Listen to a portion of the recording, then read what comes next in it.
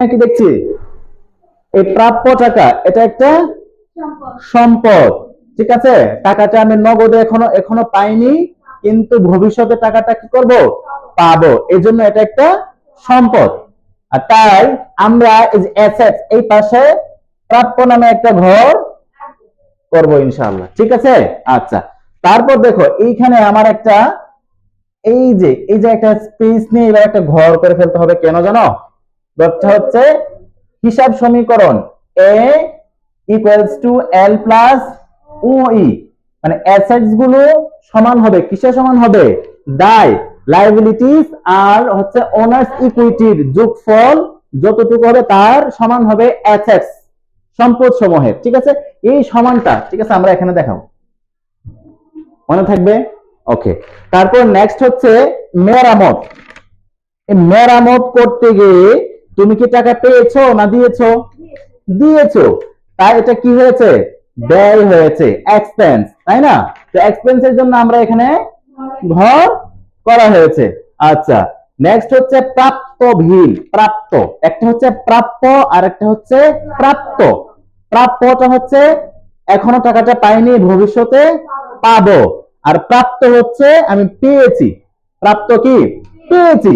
যেমন এখানে একটা লেনদেন ছিল, লেনদেনটা ছিল 22 তারিখে বিলের অর্থ আদায়। ঠিক আছে, যে তুমি কাজটা করেছিলে, টাকাটা তাৎক্ষণিক গ্রহণ করনি, তো কি করেছি আমি 30 তারিখে টাকাটা গ্রহণ করেছি 1200 টাকা। এটাকে আমরা প্রাপ্ত বিল বলছি। এটা একটা আয় হয়েছে। কি হয়েছে, আয় হয়েছে, মানে রেভিনিউ। মানে কি, রেভিনিউ। আর রেভিনিউর জন্য একটা ঘর আমরা করা আছে। আচ্ছা, আমরা যে এখানে আলোচনা করলাম, এখানে কি লায়াবিলিটিস দায়ের কোনো সেকশন বা দায়ের কোনো ট্রানজাকশন আমরা পেয়েছি, লেনদেন পেয়েছি, পক্ষ পেয়েছি?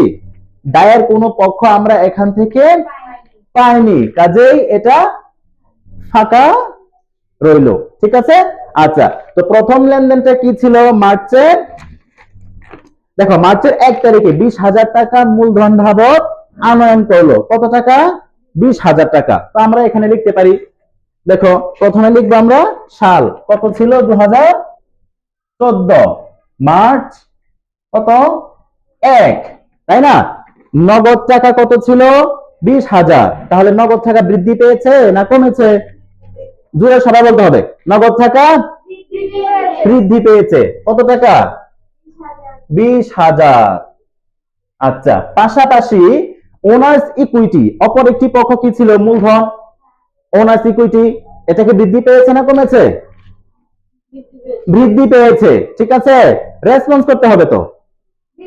ঠিক আছে, এখানে নগদ টাকা বৃদ্ধি পেয়েছে 20,000, পাশাপাশি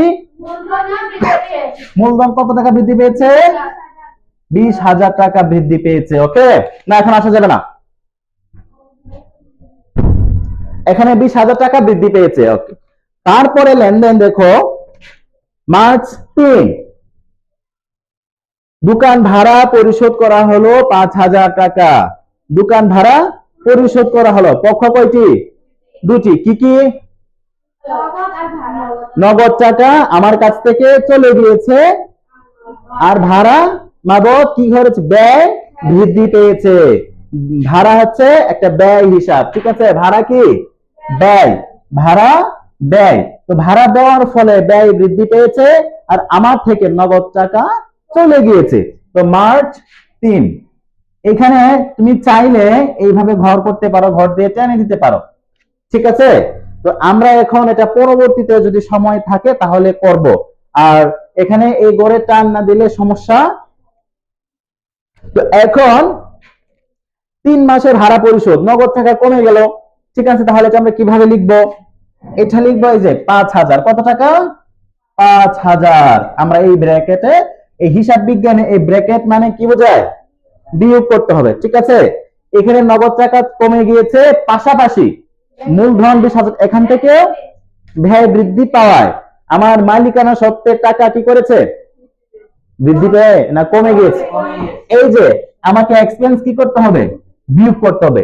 এক্সপেন্স কি করতে হবে, বিয়োগ করতে হবে। কত টাকা, 5,000 টাকা আমাকে করতে হবে। ওকে, আচ্ছা, তো এখন আমরা এভাবে এটা লাইনটা সোজা করার জন্য এভাবে টেনে দিতে পারি, ঠিক আছে? এভাবে আপাতত আমরা টেনে রাখবো। ওকে, নেক্সট মার্চের 9 তারিখে বলছে, দেখো, নগদে নগদে সেলাই মেশিন ক্রয় করা হলো 15,000 টাকা। পক্ষ কয়টি? দুইটি। কি কি? নগদ টাকা আর হচ্ছে মেশিন। মেশিন যেহেতু সম্পদ, সেহেতু কি করেছে? সম্পদ বৃদ্ধি পেয়েছে। মেশিন কেনার ফলে মেশিন নামক একটি যন্ত্র, ঠিক আছে, আমার প্রতিষ্ঠানে বৃদ্ধি পেয়েছে, আর পাশাপাশি মেশিন কেনার ফলে নগদ টাকা কমে গিয়েছে। তো আমি নগদের পাশ থেকে কত তারিখ? 9 তারিখ। কত টাকা মেশিন? 15,000 টাকা। তার আগে আমরা মেশিনের জন্য একটা ঘর দিয়েছিলাম, ঠিক আছে? তো এইখানে এই 15,000 টাকা কি হবে? বিয়োগ হবে না যোগ হবে? বিয়োগ করবো। তা আমরা ব্র্যাকেটের ভিতরে এইভাবে আটকে রাখবো, ঠিক আছে? পাশাপাশি মেশিনের মূল্য কত টাকা? 15,000 টাকা বৃদ্ধি পেয়েছে। এতটুকু আমরা কি করব? লিখে রাখবো। আর এখানে আমার কাজ নেই। ওকে, এতটুকু বুঝতে পেরেছি। তারপর 14 তারিখ, কাপড় সেলাই বাবদ মজুরি আদায়। মজুরি আদায় 2,000 টাকা। পক্ষ দুটি। মজুরি আদায়, প্রাপ্ত মজুরি, একটা হচ্ছে প্রাপ্ত মজুরি। এখানে কি হবে? প্রাপ্ত, প্রাপ্ত মজুরি। এটা হচ্ছে আয়। এটা কি? আয়। আর নগদ টাকা কি করেছে?